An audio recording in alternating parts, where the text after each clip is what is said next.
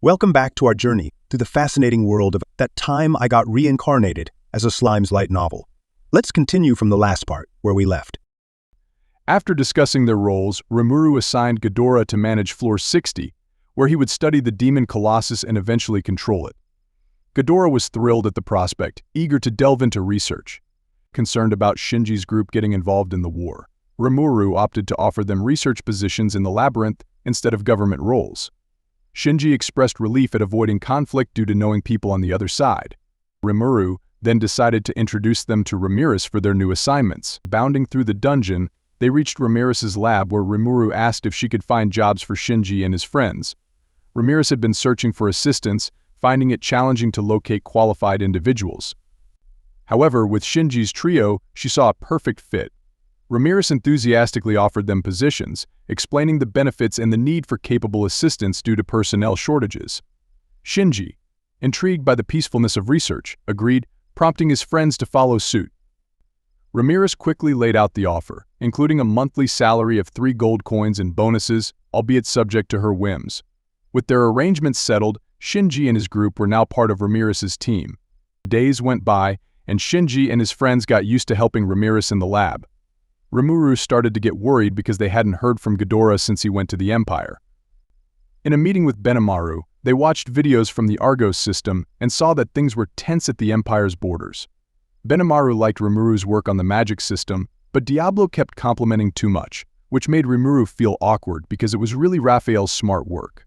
Rimuru was honest, and that made Diablo stop going over the top, even though he still kind of wanted to. Rimuru noticed how Diablo always acted this way and thought about dealing with him in a new way. Even with Diablo's usual tricks, Rimuru managed to find a way to work with him. Their moment interrupted by Ramirez's urgent report, Rimuru swiftly made his way to floor 70 upon learning of Ghidorah's unexpected arrival. Benimaru and Diablo noticed his sudden departure and Rimuru quickly briefed them on the situation. Benimaru agreed to remain vigilant in the control center, while Diablo offered to accompany Rimuru. Appreciating Diablo's support in such moments, Rimuru couldn't help but feel a bit disappointed by his inconsistent behavior. Nonetheless, they proceeded to Ghidorah's chamber to address the situation. They discovered him inside, seemingly unscathed despite initial concerns. "Phew, I thought I was a goner for a moment," he exclaimed, relieved. Adelman's group stood nearby, and later Ramirez and Veldora arrived but departed upon seeing that Ghidorah was fine. So what happened? They inquired, curious about the situation. Ghidorah recounted his recent ordeal, explaining how he attempted to dissuade the Imperial Council from going to war but was ultimately unsuccessful. He then sought an audience with Emperor Ludora, only to be stabbed inside the Imperial Palace shortly before their meeting. Thankfully, Ramirez's powers saved him using a resurrection bracelet and a return spell he had prepared in advance. Despite being unharmed, his clothing showed signs of corrosion, indicating a magical attack. Unable to identify the assailant, Ghidorah expressed suspicions but refrained from making accusations until further investigation. His experience highlighted the danger posed by the Empire, prompting a cautious approach from Rimuru and Diablo. Despite the ordeal, Ghidorah remained determined to gather information, and after expressing gratitude, he briefed Rimuru on his findings. As Ghidorah explained, the Empire was gearing up for war in a serious way. They never formally declared war when they attacked other nations, believing only their emperor mattered and ignoring everyone else. Despite claiming sovereignty, they had diplomatic ties with the Dwarven Kingdom. Their approach to war was straightforward: surrender or face aggression. They didn't abide by international laws and showed no mercy once they started fighting. Their ruthlessness made them feared by neighboring nations, who knew defeat meant losing everything with no chance of negotiation or reparations. Rimuru understood the urgency to confront this threat head-on and eradicate it. With the Empire's war preparations in mind, they shifted their focus to their own wartime strategies. The control center transformed into a crucial strategic headquarters, with Benimaru and Suai stationed there for continuous monitoring and reconnaissance. Suai's replicas would aid in gathering intelligence across the region, complementing the Argos network. Compared to other nations, they had a significant advantage in information gathering. While war officially started with direct encounters between armies, they aimed to detect enemy movements in advance, leveraging their robust monitoring program. This comprehensive approach to information warfare set them apart from other nations, as confirmed by Hinata and Ghidorah. Ghidorah couldn't believe his eyes, questioning if they were seeing things from the sky. Diablo chuckled, explaining that it was Rimuru's magic, nearly undetectable and requiring minimal magicules. Even Ghidorah, confident in his magic detection skills, was amazed by its subtlety. Diablo boasted about the magic's brilliance, with Ghidorah eagerly agreeing. Rimuru, realizing Diablo was becoming a distraction, instructed Xian to take him to another room. With Diablo out of the way, they could focus on the task at hand. The new monitoring system felt like cheating, making all previous worries about enemy routes seem insignificant. It provided a complete video feed of the border with the Empire, giving us a significant advantage. It was akin to playing chess blindfolded against an opponent who could see all their pieces. Victory seemed assured. While war had no rules, Rimuru insisted on no harm to civilians, even in the face of invasion on our own land. They strictly decided against initiating any attacks. If they declared peace, they'd stick to it, refraining from further violence. Rimuru gathered the cabinet of Tempest in the control center, with Benimaru as commander and Hakuro as chief advisor. Alongside them were Rigurd and the heads of the three government powers Rugurd, Rigurd, and Rogurd. Shuna and Lilina represented the female contingent, with Kaijin and Kurobe. Vester and Mjalmile acted as consultants, while Gaba and Gabel were army generals.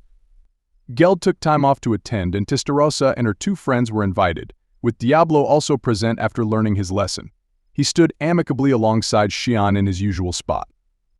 Rimuru decided to invite Ghidorah and Shinji's group as witnesses, and later Masayuki joined. When Masayuki objected to being called the font of morale, Rimuru realized he had spoken his thoughts aloud again. Ghidorah seemed to notice something, but Rimuru planned to ask him later. Veldora and Ramirez, along with Beretta, Trainee, and Cherries, were also present. Rimuru addressed everyone, explaining the purpose of the conference to discuss opposing the Empire and inviting feedback on their strategy. With everyone ready, the conference began. Looking at the screen, Rimuru saw lots of Imperial forces moving, which surprised him when he spotted tanks among them. Curious, he asked Shinji's group for an explanation. They revealed that the Empire was using knowledge from otherworlders to develop modern weapons, including tanks powered by magic. These tanks were advanced with internal combustion engines fueled by magicules instead of oil. Ghidorah explained that the Empire adapted ancient magical control reactors for modern use and used magic stones for fuel during battles. These tanks were fast, could handle rough terrain, and even hover slightly above the ground, though it consumed more energy. Rimuru felt frustrated realizing they had fallen behind in technology, especially seeing tanks in a world of knights. It never crossed his mind to develop tanks before cars. He believed cars would be useful but also risky due to energy constraints. Instead, he considered focusing on improving cities and expanding the rail network for convenience. Luxury cars could be developed later as status symbols for the wealthy. But for now, with the war ongoing, he put such plans on hold, knowing that tanks weren't the only surprise they faced. Rimuru couldn't believe it when he saw the flying ships. They promised easier transportation and solved supply problems in wars. He wished they could develop similar airships but knew it wasn't realistic yet. He admired the Empire's research and development efforts and secretly hoped they could capture one of those ships intact. Although he regretted not thinking more creatively before, he decided to focus on the future and develop innovative technologies once the war ended. They were shocked when they saw the size of the Empire's invasion force on the screen. Even though Rimuru had some prior knowledge, it was a surprise to many in the control center. Despite the huge number, Rimuru reassured everyone that they still had the upper hand in the conflict. Understanding the enemy's strength was crucial in war, and they had a clear picture of it. Ghidorah's intel revealed that the Imperial military had three main divisions, with the Armored Division, particularly the Magitank Force, being the most powerful. Rimuru explained this to everyone, emphasizing that Ghidorah's information was valuable, even though there was a chance the Empire might have changed their plans knowing Ghidorah had defected. Over there they had Yuki, who was plotting to take over the Empire. He was likely telling the other division leaders not to worry about Ghidorah, who they probably thought was already dead. Additionally, Caligulio, the commander of the Armored Corps, fell for the bait Rimuru set, thinking the dungeon was full of treasures. So, he probably wouldn't change the plan now.